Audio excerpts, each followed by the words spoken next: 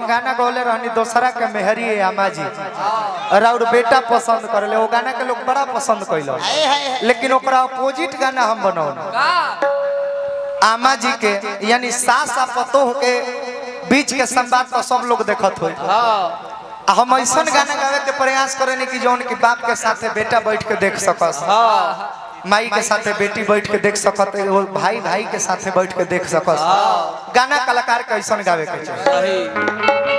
गाना बहुत फेमस भइल दोसरा के मेहरी आमा जी और बेटा पसंद करे तब पतो उहे बारी आमा जी जब सवाल नहीं सुन तो अब जाके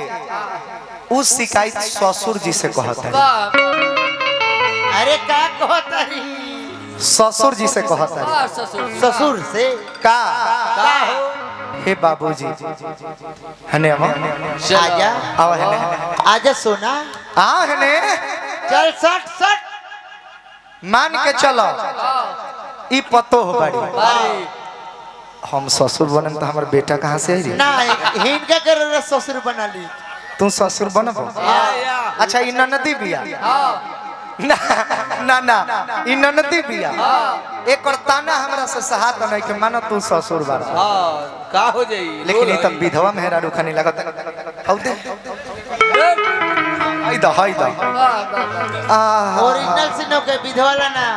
अब के तो हवात मेहरा रुखनी लगत ओहो बुझा तो कुछ को अधिकारी करबे हई जब ओढ़नी है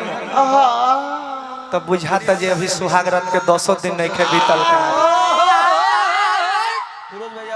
ए ससुर जी का है बहू जी एकर सील कहिया टूटल रउए एगो ठीक बुझाइले हमरा कपार पर जे बार रखले बानी बुझाई कि बुढ़ारी में रउए पर मार हो जाई रउआ तातना बढ़िया बानी रउ बेटावा कहे दो गला निकल गइल दो गला माने ओकर दू गो दिमाग चलता एने ओने माने दू गोल में दिमाग रहता ऐसे दो गोला हो गए का करब साफ मादर चोद भी जाऊ अरे बाप रे राज हो राज अरे बाप ई कुल ना ई कुल बाउल लोग करेला हाय स्वामीनाथ ए ससुर जी का पतोहिया कहत दिया अरे कि सुनी न नदिया के ताना खाना रुचत नहीं खे ननद भी है पर तो झोंटा में आग लगा देवे के मन करत का करतिया और रखले बपियावा सवतिया हमके पूछत नहीं घर भाई अरे का करतिया हो चुप हो जा बहू रानी चुप हो जा हम बानी नु ससुर हवा के असुर हवा ये दादा ना माने हम ये कमाम तू खोई हो अच्छा ससुर जी प्रणाम करता ये सगवती भव पुत्रवती भव सुहाग लीलो ए ससुर जी बोलो कि सुनी न नदिया के ताना खाना रुचत नहीं थे खाली लड़ती है दिन भर और झोटा न कबर लेनी तो कहिया सुनी न नदिया के ताना खाना रुचत नहीं थे अरे और बेटा थोड़े ठीक बा का ठीक बा उतर निपसा में रहता रखले बपियावा सवतिया हमके पूछत नहीं थे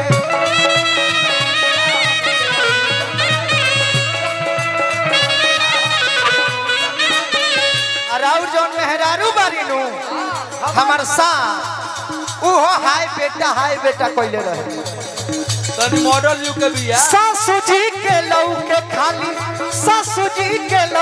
खाली हमरे में कसूर जी सासू जी के लौ के खाली हमरे में कसूर जी कि अपना बबुओ के कबो डांटिए ससुर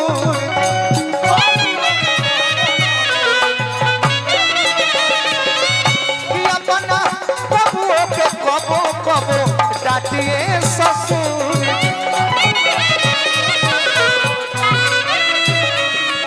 सुनी न नदिया के ताना खाना रुचत नहीं थे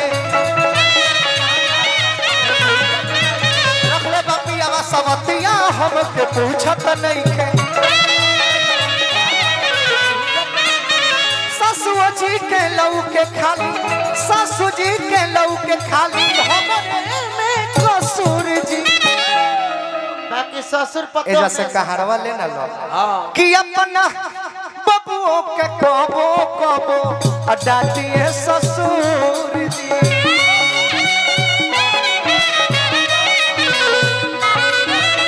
कि अपना बबुओं के कबो कबो डांटिए ससुर जी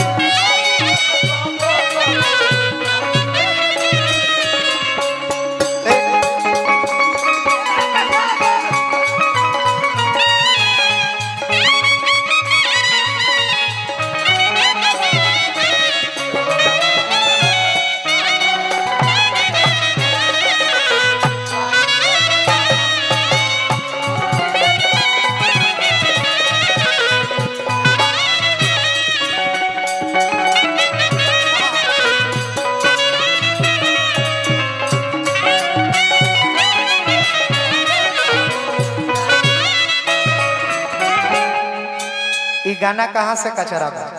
कहीं से ना तनिको कचरा बा ना के ना सुन सके हाय सास पतो ससुर से बात बा आजकल के तब ब्यास लोग जब गाना गावत है नहीं पैसा देखिए यही बात पे। यही गाना पर 510 रुपया का पुरस्कार टैलेंट दिखाना अच्छी बात है हाँ पर उसके सामने जो उस फील्ड का बाग वाह यही ना देखिए 510 रुपया हमरा का पुरस्कार दिहनी है गाना पर खुश होके दिल से अभिनंदन करब भगवान से प्रार्थना रही एकदम और असही पद प्रतिष्ठा बन रहो जय हो बड़ा सुंदर सुंदर गीत गौले हाँ अब एक औरी तरह के पारिवारिक मैटर सुनाव तनी एकर बाद लवो सॉन्ग गौले हनु प्यार मोहब्बत वाला गौले हाँ प्यार मोहब्बत के गाना गौले हनु गौले हाँ तो प्यारों के गाना के इनका हम जवाब दे दी प्रदुमन परदेसी जी इन्हें भगलो हम उस गिलास में जाम पिया पसंद नहीं करते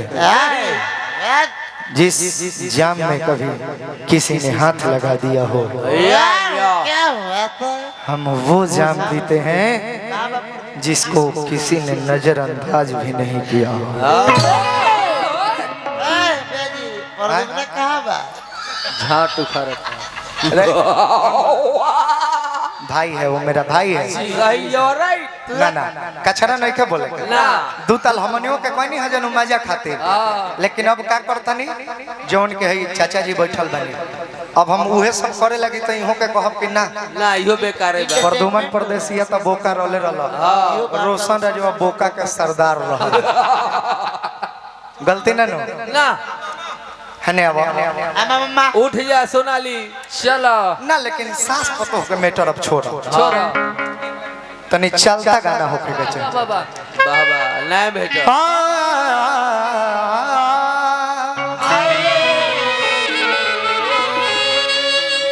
घप से मेजर कर दो चलो